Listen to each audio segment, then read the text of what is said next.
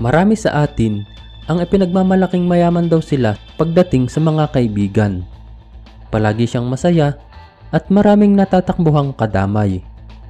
Ngunit ang tanong, ilan sa kanila ang totoo? Gaya ng haring araw, minsan maraming pumapaligid at tumatanglaw sa atin dahil ang nais nila ay makibahagi sa liwanag na tinataglay mo. Ngunit sa anong mga pagkakataon nga ba masusubok ang isang tunay na kaibigan? Sila yung nagsisilbing mga buwan na lumalabas lang sa kalaliman ng gabi. Ang mga taong dumadamay sa iyo sa madidilim na bahagi ng buhay mo. Kung kailan iniiwan ka na ng araw at ng mga umaastang liwanag na tumatanglaw sa iyo. Halika't magbalik tanaw tayo sa kwento ng taong minsan ang pinagmalabisan ng tadhana, maagang pinagkaitan ng mga mahal sa buhay, at maagang sinubok ng pagkakataon. Ngunit sa kalagitnaan ng pagdadalamhati, maaga din siyang nakasumpong ng mga buwan na kanyang naging kanlungan sa pinakamasasakit na sandali ng kanyang buhay. Ginabayan at inakay hanggang sa magbukang liwayway para sa muling pagsikat ng haring araw na naghatid sa kanyang muling kaningningan. Ang kwento ng pagdadalamhati at tagumpay ni Roberto Labra o yung tinaguriang Big Time Berto. Pero kung bago ka pa lang sa ating channel, pakipindot na din po ng like, subscribe at bell notification button para palagi kang updated pag may mga bago tayong kwentong kagaya nito. Si Roberto Labra sa totoong buhay ay mas nakilala nating lahat sa bansag na Berting Labra. Siya ay tubong Maynila at isinilang noong 17 ng Abril taong 1933. Siya ay anak ni Francisco Labra na isang boksingero na dating kampiyon sa bantamweight at featherweight division. Huling bahagi ng taong 1939, sa edad na 6 na taong gulang, nang una siyang madiskubre ni Fernando Po Sr. matapos nitong humanap ng child actor para sa kanilang ginagawang pelikula. Dito niya napansin ang pangingibabaw ng batang si Berting Labra sa dami ng kanyang pinagpipilian. Kaya't mula noon, binigyan niya ng karera ang batang si Berting at regular niya itong isinasama sa kanyang mga pelikulang ginagawa. Pero sa kabila ng maagang oportunidad na dumating sa kanya, maaga din siyang sinubok ng kapalaran. Biglang pumutok ang digmaan sa bansa at halos bagsakan ng langit at lupa ang puso ng batang si Berting Labra. Ito ay matapos dakpin, pahirapan, igapos ng mga alambre ang mga kamay, at torturin hanggang mamatay ang kanyang tatay, na ginawa pa ng mga Hapon sa harapan niya mismo. At wala nang nagawa sa tindi ng hapis ang kawawang bata.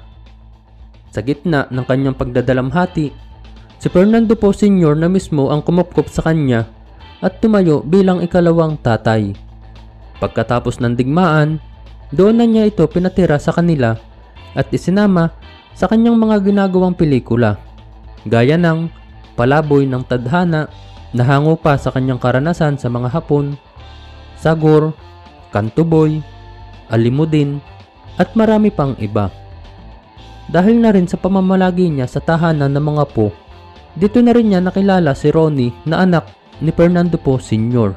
Siya si FPJ na nakilala ng lahat bilang The King. Naging malapit na magkaibigan ang dalawang ito, ngunit higit pa dito ang trato sa kanya ni Berting Labra dahil sa laki ng itinulong sa kanya ng kanyang tatay-tatayan. Kaya't halos magkapatid na rin silang dalawa ni Ronnie. Ngunit isa na namang trahedya ang dumating sa buhay ni Berting Labra. Ito ay nangyari noong taong 1951 kung kailan maaga ring nagpaalam sa mundo ang kanyang ikalawang tatay na si Fernando Po Sr. sa edad na 34 anyos lamang dahil sa rabies.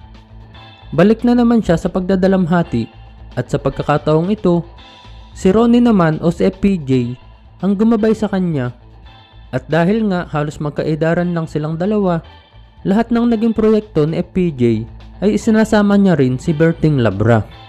Taong 1953, sa edad na 20 anyos, na magkaroon na rin si Berting Labra ng una niyang title role sa pelikulang Apat na Taga.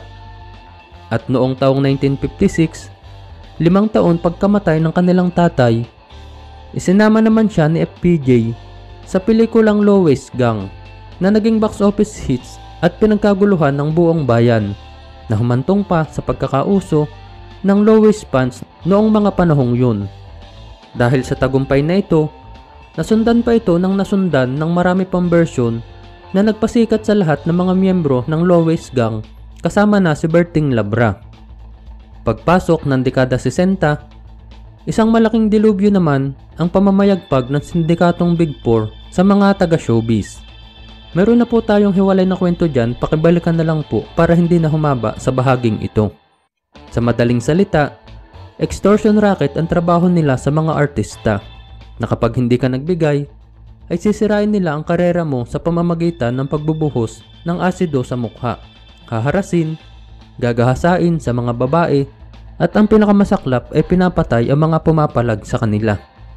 Taong 1961, nang mauna nang mapatay sa isang shootout sa harapan mismo ng compound ng LBN Productions, si Boy Santa Romana na kapwa din nila miyembro ng Lowest Gang at kumparing buo ni Berting Labra.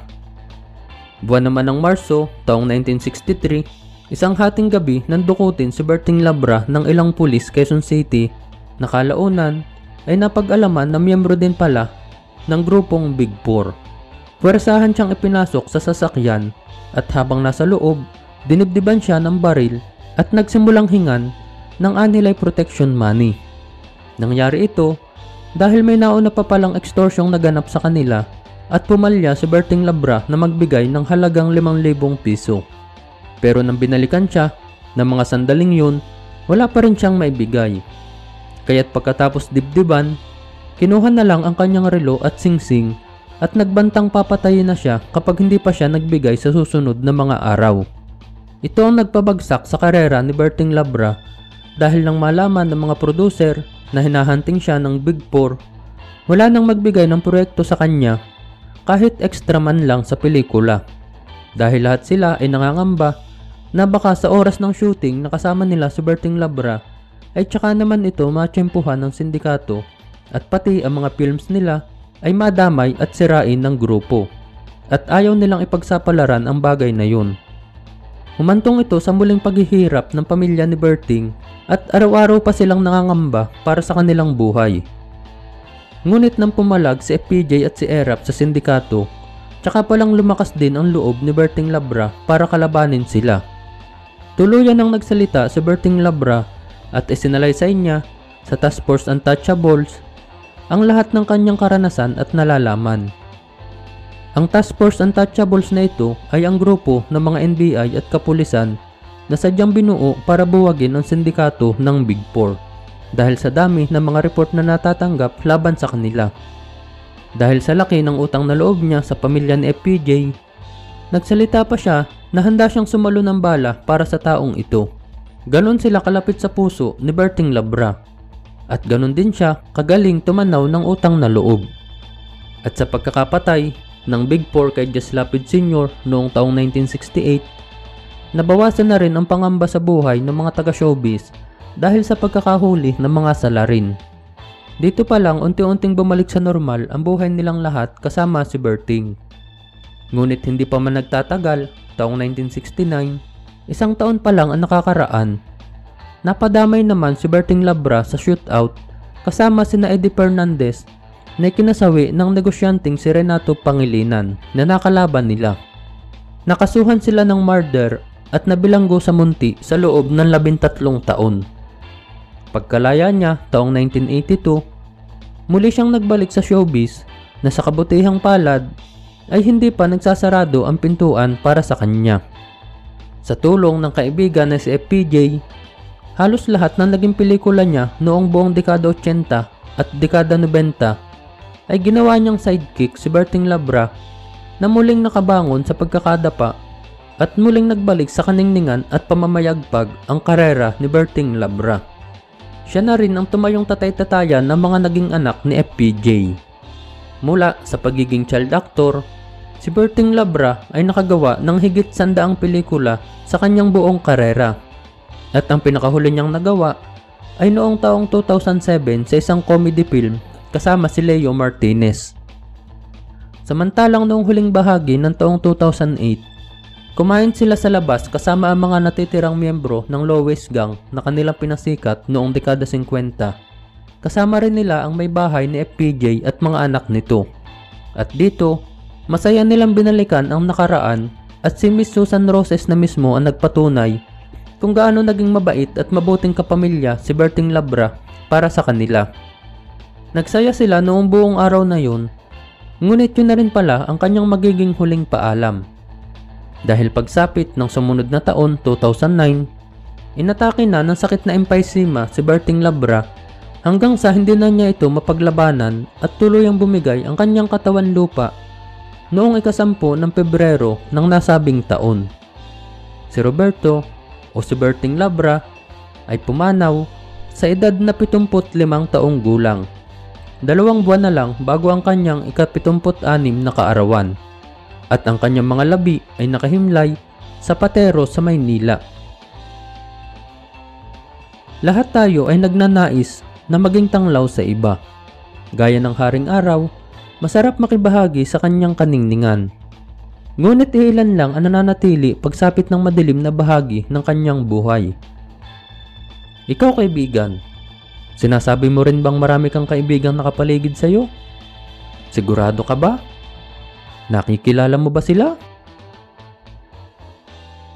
Maraming salamat sa iyong pakikinig, kaibigan.